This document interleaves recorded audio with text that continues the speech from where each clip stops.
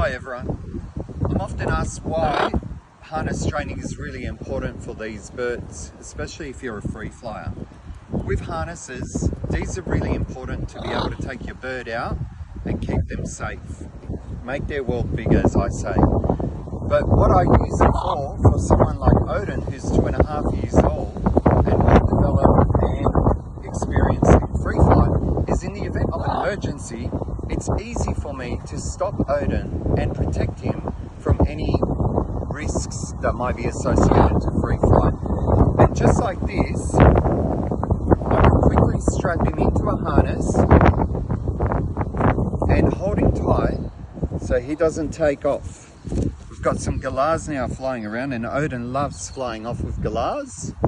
And just like this, thankfully Odin was trained by Tracy from McCall's Australia, and he was harness trained, and it's proven. I love a breeder who takes their bird out and about and shows that the bird can hold the harness. I know it's not a toy, good boy. There you go, nice and strapped. Odin knows not to fly around when he's got the harness on. It's a restraint, and I use it just like this to protect the bird from anything dangerous. Hope you enjoy your day.